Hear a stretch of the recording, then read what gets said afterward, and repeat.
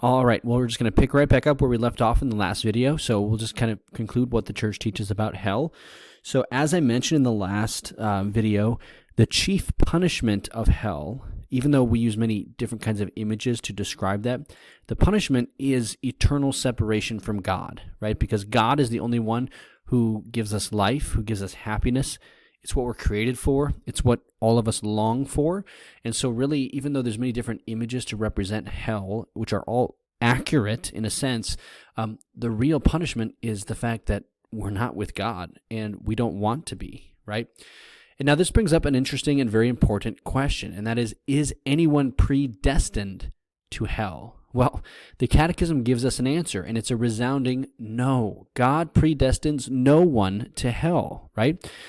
Because, as we said in the last video, in order for someone to be in hell, they have to willfully turn away from God. So in other words, it is a mortal sin that needs to be committed. That's what's necessary for someone to go to hell. And let's remember, too, there's two types of sins, right? There's venial sins, which wound our relationship with God. And then there's mortal sins, which break our relationship with God. So I always kind of like to think of venial sins are like cracks in the windshield, right? So you can drive still when you have some cracks in your windshield, but eventually you're going to need to get those cleaned off. It's harder to drive. The more cracks, the harder it is to see, or like the more gunk that gets on there in the winter, the more it accumulates, the harder it is to drive, right? Well, mortal sin isn't just a little bit of gunk on your windshield. It's not just a little crack here and there.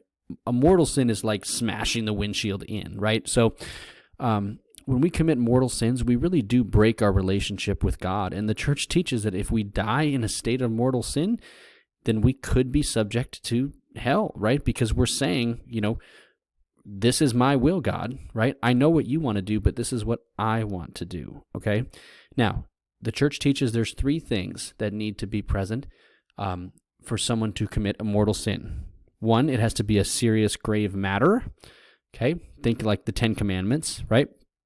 They have to know that it's wrong, so you have to have full knowledge of what you're doing, and you have to freely choose it, okay? And if those three things are present, then, that's what constitutes a mortal sin. Now, again, though, I just want to reemphasize one thing. It's not like God at the beginning of time splits people up and says, all right, well, these people go to heaven and these people are going to go to hell and there's nothing they can do about it.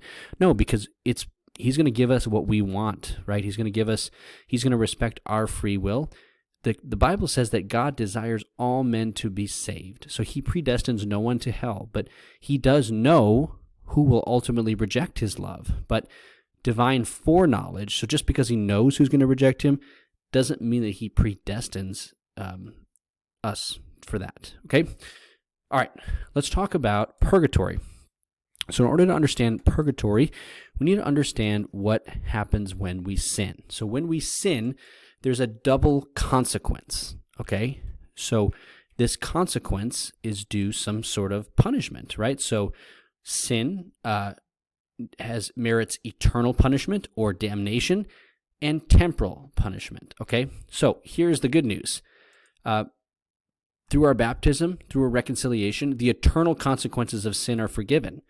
But there's something left over, right? There's these temporal consequences. Now, that's kind of a fancy word, but another way to think about it is when we sin, it doesn't just end with us, right? There's usually effects of our sin, either on us or on others, and there's also attachments to sin, right? And so that's what temporal means. Another way to think about it is temporary, right?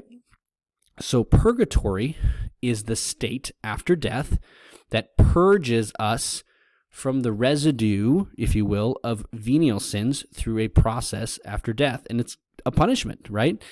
One analogy that I've always heard that I think is an effective analogy for purgatory.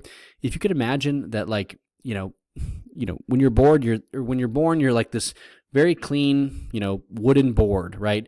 Well, every time we sin, it's like a nail getting pounded into that board, right? And then when we go to confession or we get baptized, the nails get ripped out. They get taken away. But does that mean the board is clean like it was, before the nails were in it? Well, no. There's usually holes in the board, or there's nicks or scratches, right? And so purgatory is that process that cleans us up, right? That process that purges us or fills in the holes of our sin, of our temporal, so it's the temporal consequences to our sin. I hope that makes sense. All right. One question that people have, especially those who are not Catholic, is, well, yeah, the church teaches us, but where's purgatory in the Bible? Well, I think it's important to note that purgatory, like other teachings, like you could even say the Trinity, is not explicit in the Bible, right? It's not spelled out word for word, using the word purgatory, but I mean, certainly there are references and implicit places that it's taught in the Bible, right? So I could give lots of examples if we had more time, but Matthew chapter 25, Jesus talks about somebody being thrown into the prison and they'll be there till they pay the last penny. Well, paying the last penny means that they're going to get out eventually, right? There's lots of examples. St. Paul talks about being purified through fire. There's, Jesus talks about Lazarus and the rich man. There's lots of different examples where purgatory is implied, but it's definitely a teaching that has kind of, undergone some development over time. And we'll talk a little bit about that maybe in the next slide. But sometimes, here's another question sometimes people have about purgatory. Are they going to be there forever? Well, the church teaches that no. If you are in purgatory, you will be in heaven after this purgation process is over, right? So everyone who is in purgatory will be in heaven, right, at some point. Now, the church has 3 key features of purgatory, okay? And that's kind of it. Here's what the church teaches. They teach that it exists, that it isn't necessarily pleasant, and that we here on earth can pray for the souls in purgatory and make actions that can benefit them or reduce their time of purification, okay? And this is really interesting to me because, this is the doctrine of purgatory is one of those that outside of the Catholic Church is one of those that can be kind of controversial, right? But if you look in the Catechism, and we've read a lot of the Catechism up to this point, there's only 3 paragraphs in the whole Catechism dedicated to purgatory, right? For this very controversial teaching. And sometimes the question is, well, why is that? Why hasn't the church taught more about it? Well, I think the reality is that the exact nature of purgatory, like how it works, hasn't necessarily been revealed to the church, right? There's some modern theologians that speculated that the purgatory or this purging process occurs in an instant by encountering Jesus, right?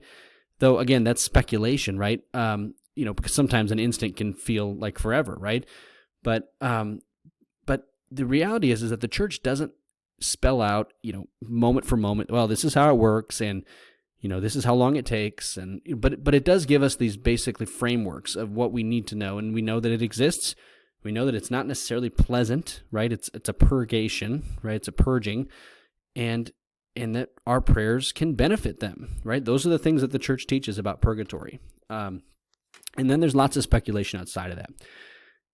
Here's another interesting thing. So even though the Bible doesn't explicitly talk about purgatory, sometimes people think that Christians just kind of made it up, right?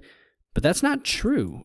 This practice of praying for the dead is a teaching that was actually inherited from the Jewish faith, right? So from God's chosen people, that is a practice that they had. If you ever read the 2nd book of Maccabees, there's a very explicit example of somebody making offerings on behalf of someone who is dead, right? Which brings up an interesting question, right? So praying for the dead kind of proves that there's a purgatory, right? Because why would you pray for someone who's died if they're in heaven? If they're in heaven, they don't need our prayers, right? And we also couldn't pray for someone who's in hell because our prayers aren't going to help them, right? So the practice of praying for the dead speaks to this sort of intermediate state where, you're not quite experiencing the fullness of the beatific vision, but yet, you're on your way. And so praying for the dead isn't something Christians made up. It's something they inherited from the Jewish faith, right? And there's lots of evidence we could bring in from tradition, church fathers throughout the centuries who've acknowledged this purification after death and praying for the dead. all Christians agree that nothing unclean will enter heaven, and I think purgatory just gives a name to that process of cleaning up. And I want to highlight C.S. Lewis. That's this guy right here, C.S. Lewis. He has an interesting article about this that I want to read to you. I think it was actually a letter he was writing to someone else. He wrote this: "Our souls demand purgatory," Lewis writes Malcolm. "Would it not break the heart if God said to us, 'It is true, my son, that your breath smells and your rags drip with mud and slime, but we are charitable here, and no one will upbraid you with these things, nor draw away from you. Enter into joy?' We would tell God that we'd rather be cleaned up first," he said, "even if it hurt." So I'm just going to, this is actually, I think I fixed this quote, and I think it didn't save or something like that. So anyway, the point is, folks, is, just to kind of summarize what Lewis is talking about here. Lewis is imagining we get to heaven, right? And it's like our clothes are full of mud and slime, and God is saying, "Hey, come on in."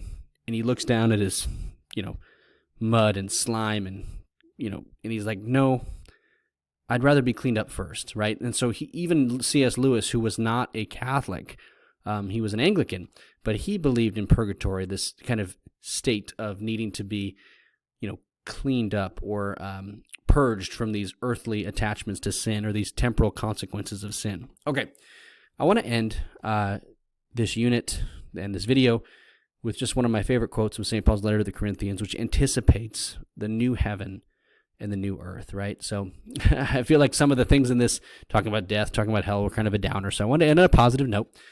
Here's what he says: "Listen, I will tell you a mystery.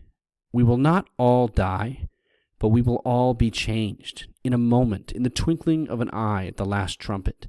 For the trumpet will sound, and the dead will be raised imperishable, and we will be changed. For this perishable body must put on imperishability, and this mortal body must put on immortality.